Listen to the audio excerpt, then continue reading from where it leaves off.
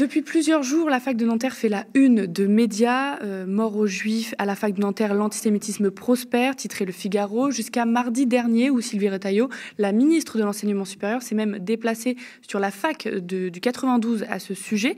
Victor Mendes, bonjour. Salut. Alors, vous êtes étudiant à l'Université de Nanterre, justement, actif au sein du syndicat étudiant UNEF, et vous êtes militant NPA Jeunes, et vous militez, notamment à Nanterre aussi, pour l'arrêt des massacres en Palestine et la fin de l'occupation par l'État d'Israël.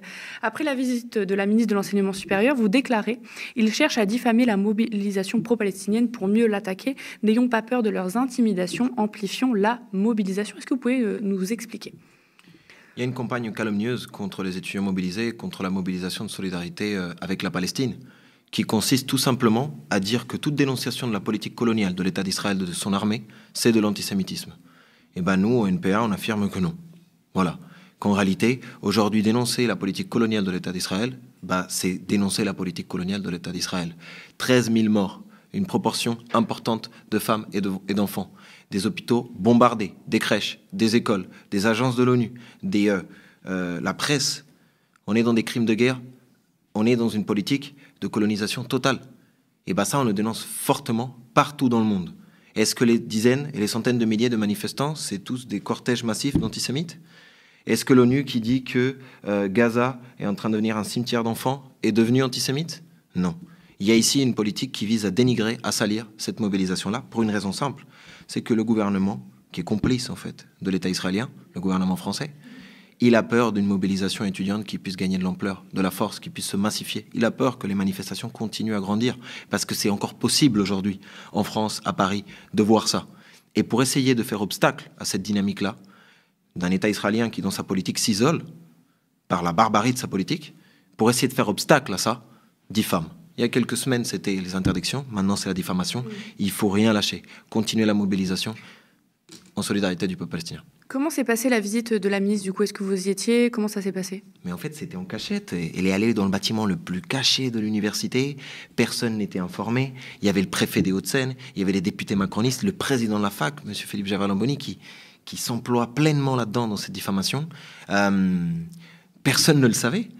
Et en fait, c'est une opération de communication sale, voilà, sale.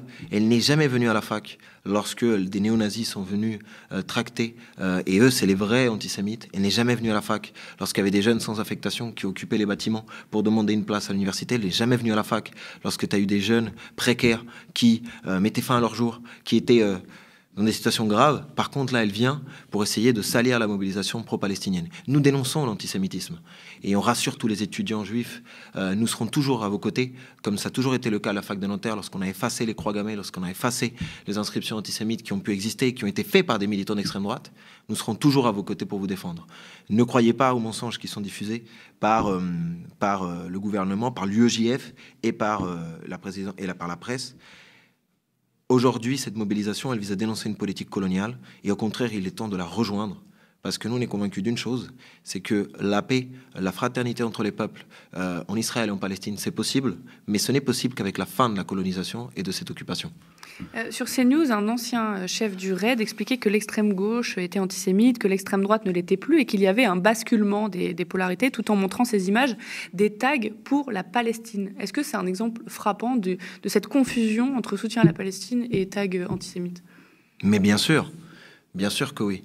C'est extrêmement... Cet amalgame, elle est dans cette même logique de vouloir dénigrer la mobilisation de solidarité avec la Palestine.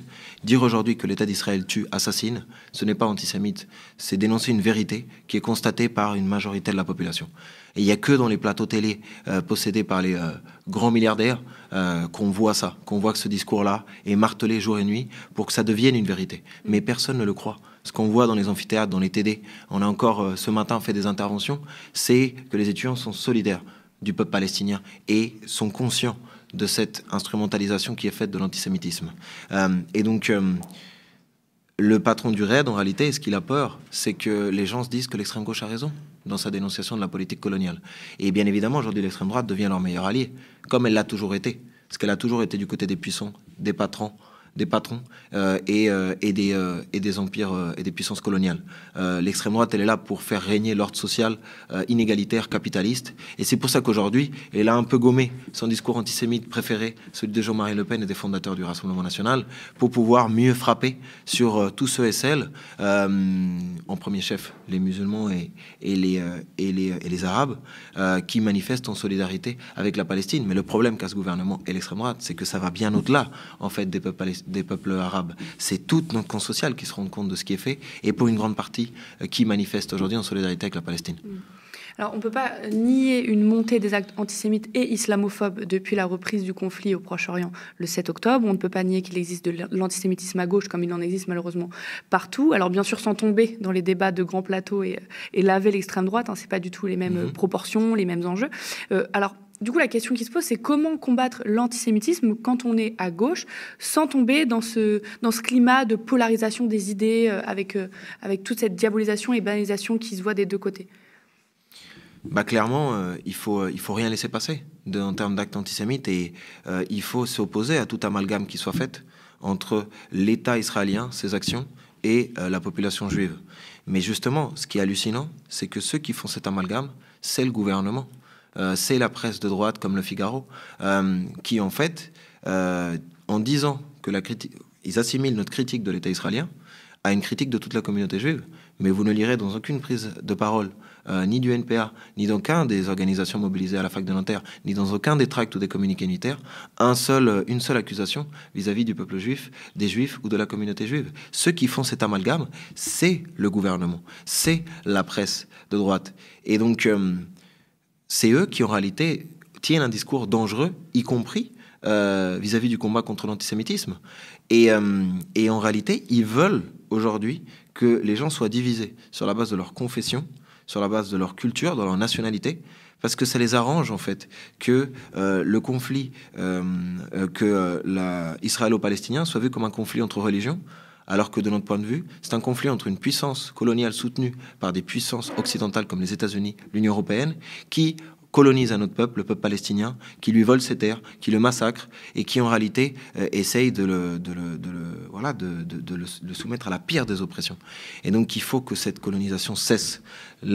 C'est possible aujourd'hui, la paix entre les peuples, la fraternisation, quelle que soit notre confession, en Israël et en Palestine, juive, athée, musulmane, chrétienne. Mais ça se fait à condition de mettre fin à ce régime d'apartheid, à cette politique coloniale. Et c'est pour ça que les manifestations en cours sont la meilleure réponse, en fait, aujourd'hui, à ces inégalités-là, aux discriminations, et qu'il faut les accentuer. Justement, c'est quand le prochain rendez-vous, la prochaine manifestation? Alors nous, le NPA, d'abord, on appelle à rejoindre la manifestation de samedi, qui est contre les violences faites aux femmes, où il y aura en fait des expressions de solidarité avec les femmes palestiniennes qui sont sous le joug des bombes, des massacres, des bombardements. Et il me semble que les différents cadres unitaires en solidarité avec la Palestine appellent demain, ce midi, en fait, appeler un rassemblement devant l'Assemblée nationale, ce jeudi, et préparent dès maintenant une grande mobilisation le samedi 2 décembre, partout en France. Les communiqués sortiront sûrement bientôt. Continuons, amplifions, opposons-nous à la complicité de nos États, pas en notre nom. Et dans les facs partout, organisons, multiplions les collectifs. L'Interroga Palestine, dans le NPA est membre, appelle à multiplier partout les collectifs de solidarité, dans les facs, dans les lieux de travail, dans les quartiers. Il y a des collectifs comme les Soignants pour Gaza qui s'organisent dans les hôpitaux. Il faut amplifier cette dynamique-là. À Nanterre, c'est le collectif contre l'occupation de la Palestine. Dans plein d'autres facs, il faut les amplifier, il faut les construire partout. Il faut que cette mobilisation gagne de l'ampleur parce qu'aujourd'hui, on veut la paix, on veut la justice pour le peuple palestinien. Et ça se fera malheureusement en instaurant un rapport de force vis-à-vis de nos États et de l'État israélien. L'appel est lancé. En tout cas, on suivra évidemment tout ça aux médias. Merci beaucoup, Victor, d'être venu sur le plateau du Média. Merci aux médias et soutenez le média. Quant à vous, chez vous, merci beaucoup d'avoir suivi notre édition